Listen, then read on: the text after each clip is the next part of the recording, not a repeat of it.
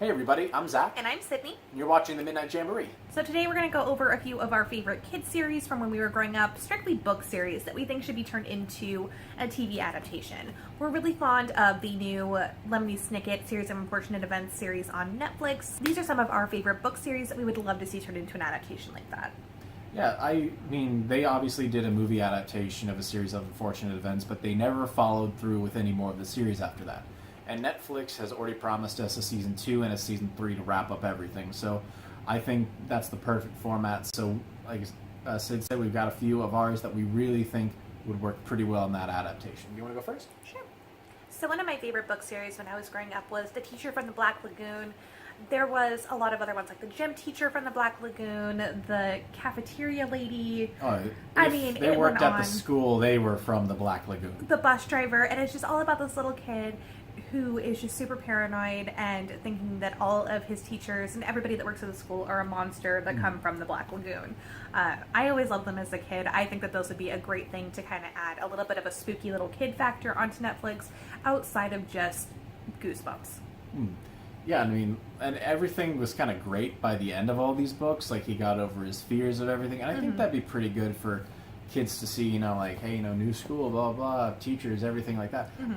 I still love those books. I have my copies from when I was a kid, and when I was going through a bunch of my old things, I kind of saw those and thumbed through them. And just the art on those in general is just fantastic.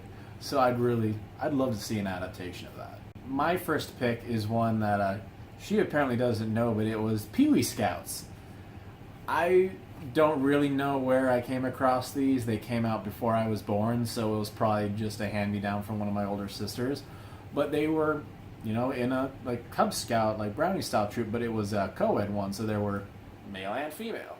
So it was kind of an interesting thing. They were the Pee-wee Scouts. They went on adventures. They had badges, and in the books, it was really cool, at least in the ones I had. They actually had badges you could cut out of the books. Now I realize that how much of a travesty that is to cut out a badge from a book. But it was just something really cool. And I think that kids would get a kick out of that, too. I mean, I loved them when I was a kid. And if you kind of adapt those stories, maybe make them a little more modern, you could have a pretty successful series. Obviously an ensemble cast of kids. And in this day and age, Netflix, your bread and butter should be ensemble kids shows. Stranger Things, Degrassi, you've apparently done very well with those.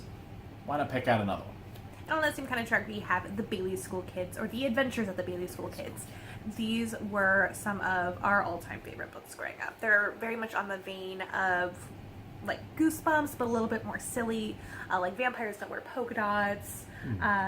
What else is there? Ghosts Don't Eat Potato Chips, I believe, is one of them. Yeah, no, there's just pretty much, if you're a monster, you don't do this. No, but one of my favorite ones was always Leprechauns Don't Play Basketball, which...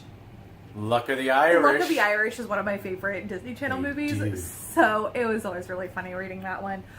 But it's all of these goofy little things, again, with a school of teachers that are all different monsters. I believe it's the math teacher is a vampire, the werewolf is one of the bus drivers, things like that, where they actually are these monsters, and all the kids are like, oh, well, I think that they're going to do this, but they actually don't do it.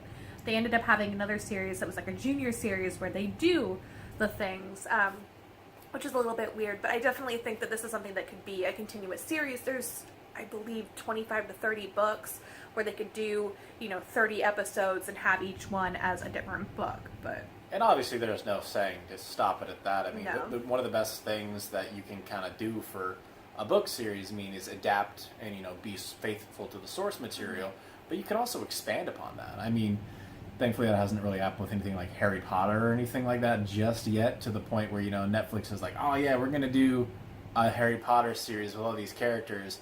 But these are the side stories you didn't see. This is Harry on Sunday morning, just getting ready for, the day and things like that. Just sitting in bed, drinking a cup of coffee, reading the paper for half an hour. Exactly.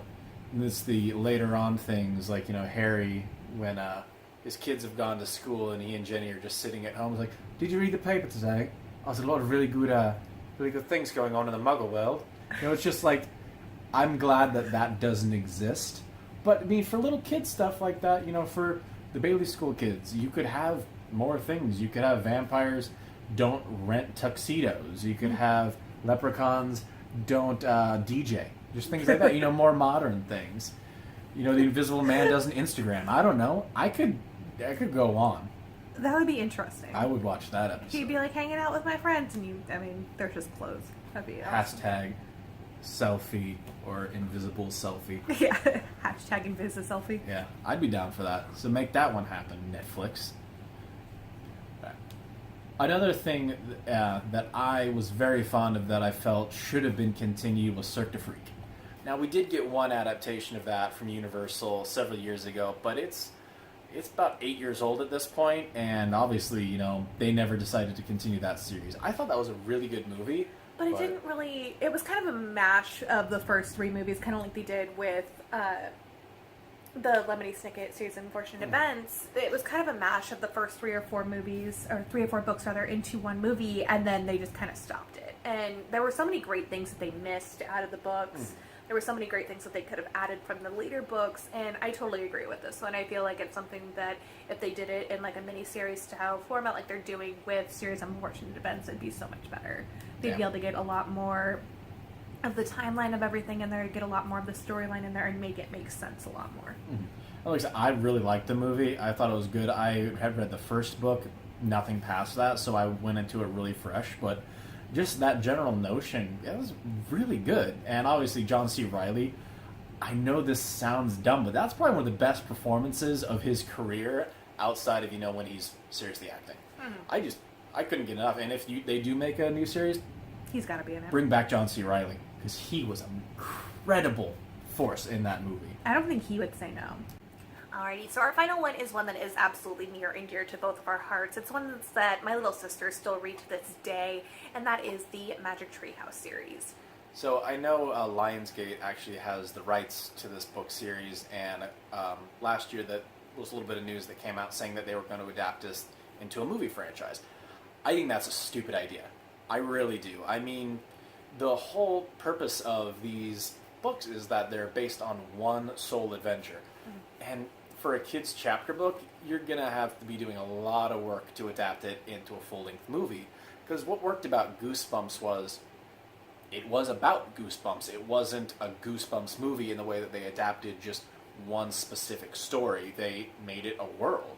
And you could do something like that with the Magic Treehouse series, but I don't think it would work nearly as well as some nice 30, 45-minute episodes would work, because you have the Titanic, you have the moon landing, and you have going back to so many different events in history. The mummies in Egypt, but the books are only about 45 to 50 pages each anyway. So if you're trying to adapt a 45-page book into an hour and a half to 2 hour long movie, you're going to have to add a lot of filler in there, and it's just not going to be entertaining. Exactly, especially if your two main characters are little kids. I mean, that's... And your main audience is little kids. Exactly. I think that, a movie would be great. I do want to see this adapted into something, but I cannot get behind the idea of a movie series for these, because they need to be not smaller budget, obviously, because... I'd rather see them sell the rights to like Disney or Nickelodeon or even Cartoon Network and have them do a cartoon series about it, because it's not something that's just, oh, they went on an adventure to this. They're actually going to true historic places, and there are so many historical events that have happened since then, and ones they didn't even cover, that they could continue that series on. So I think it'd be a really interesting idea for them to do something like that, more so than doing a movie. Yeah, and like I said, I don't think a movie is beneficial to this series. Obviously, you could try and, cram a few different things in here or make up a new adventure, but one of the best things about adaptation, in my opinion, is that that's exactly what it is. I read this book as a kid. Here is the exact thing on the screen. I mean, I know some people really aren't always fond of that, because obviously things get lost in translation. Like Disney's doing a new adaptation of A Wrinkle in Time, which has been tried, as far as I know. I was going to say, there's at least one movie for sure that was made several years ago. I mean, I've seen the previews for this. It looks like they finally have kind of pinpointed exactly what they needed to work on, what they needed to let go of, and it looks like it's actually going to be pretty good. I'm definitely excited for it. Yeah, and I mean, that's a smaller franchise. That's 3 books. You can adapt 3 books into a movie series, and that's very successful. I mean, Hunger Games was 3 books. So, kind of with something a little bit more of a little kid book, chapter book, it's really smarter to do a TV series. So I hope that maybe Lionsgate gets smart in their adaptation process and goes and works with Netflix. That's not unheard of, anything like that. Yeah, I mean, Netflix, even Hulu is starting to do a lot of adaptations in their own TV series. So, I mean, I definitely would love to see that. I would watch that. I would watch that with my little sisters. You know, I would watch it on my own. It was one of those ones where I was really big into history as a kid, so reading these books definitely kind of fueled that. This, you know, American Girl, things like that. But I just love the adventures that this little girl and her brother went on. You know, like you said, there's the Titanic. They went back to ancient Egypt and learned about mummification. They went to the moon landing. They did so many great things in these adventures. They went to the rainforest at one point and were learning everywhere. how the rainforest was formed. Like, it's insane some of the things that they've done, and there were so many more things that they could have done. I mean, there were so many ones that were like based on, like, obviously the Revolutionary War, the Civil War, things like that, and then didn't they even go into like a mystical kind of realm at one point? I'm not sure on that one. All I know is that they went to a lot of places in time, and the great thing is that they had characters like Merlin and Morgan Le Fay, so you could have these adult actors who are astounding actors that kind of, you know, anchor this series and get even adults to watch it if you pick out the right people. And if I remember correctly, there were even like holiday ones, so you could do holiday specials, things like holiday specials, Halloween, Thanksgiving, Christmas. You could do some awesome specials. Just the possibilities for this are endless. It's a magic treehouse that travels in time. It's like Doctor Who for kids. There's your seller. Doctor Who for kids. So definitely leave a comment down below. Let us know what other series you would want to see adapted. I mean, this is definitely something that we got excited about when we started thinking about it. So we want to see what you guys think as well. And also make sure that you hit the subscribe button and the notification bell. That way you know the next time that we upload a video. Yeah, and follow us on Facebook, Instagram, Snapchat, Twitter, and Pinterest. And we're all over the place on the social media, so be sure to follow us on there too. And we'll have all those linked down below for you guys. All right, I think that'll do it for us. I'm Zach. And I'm Sydney. You've been watching the Midnight Jamboree. Bye, guys.